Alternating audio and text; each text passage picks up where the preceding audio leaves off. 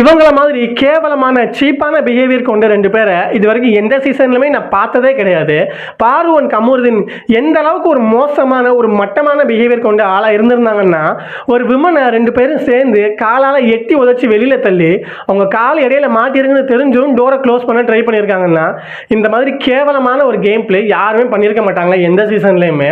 அவங்க ஃபிக்ஸ் வந்து துடிக்கிறாங்க, வெளியே இங்கே உள்ள உட்காந்து சிரிச்சுக்கிட்டு இதுக்கெல்லாமா ஃபிக்ஸ் ஒரு ஓவர் சீன் போடாதீங்க அப்படிங்கிறாங்க. எப்படி இந்த மாதிரி கேவலமாக யோசிக்க தோணுது? இவங்களால மட்டும்தான் இப்படி பேச முடியும்.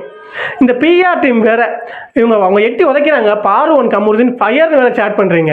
கொஞ்சமாவது நியாயம் வேணாமா? காசுக்காக என்ன வேணாலும் பண்ணுவீங்களா? உங்களை மாதிரி கேவலமான ஒரு தற்குறி பீப்புள்ஸை பார்த்ததே கிடையாது. எட்டி உதைச்சிட்டு நியாயம் வேற பேசுகிறாங்க. இது கேமு, இது ஸ்ட்ராட்டஜி அப்படின்னு. ஸ்ட்ராட்டஜியும் கிடையாது, ஒரு மண்ணும் கிடையாது. அத்தனை பேர் முன்னாடி அவங்க பண்ணதை சொல்லிட்டாங்களாம், அதுவும் உங்களுக்கு கேவலமாயிருச்சு. அதனால எட்டி உதைச்சிருக்காங்க வெளியில். 6 பேர் முன்னாடி சொன்னதுக்கு உங்களுக்கு கேவலமாக இருக்குன்னா, வெளியில் அத்தனை கோடி மக்கள் பார்த்துருக்காங்களே, அதுக்கு என்ன பண்ண போகிறாங்க? கேவலமான விஷயங்கள் பண்ணும்போது தெரியல, பாத்ரூம் அது இதுன்னு அவங்க பண்ண விஷயத்தினால நாய் குலைச்சப்பெல்லாம் உங்களுக்கு கேவலமாக தெரியல.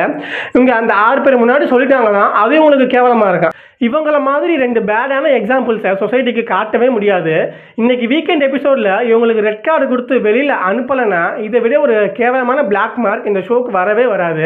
இல்லை நாங்கள் இவங்கள தான் உள்ளே வச்சுப்போம், இவங்கள தான் நாங்கள் ஃபினாலே கொண்டு போவோம், இவங்கள தான் கப்பு கொடுப்போம், இல்லை பணம் கொடுப்போம், இவங்களால தான் எங்களுக்கு டிஆர்பி நினச்சிங்கன்னா அடித்து சொல்கிறேன், ஒரு கேவலமான பிளாக் மார்க்கோட இந்த ஷோவை நீங்கள் ஊற்றி மூட்டிட்டு போக வேண்டியது தான்.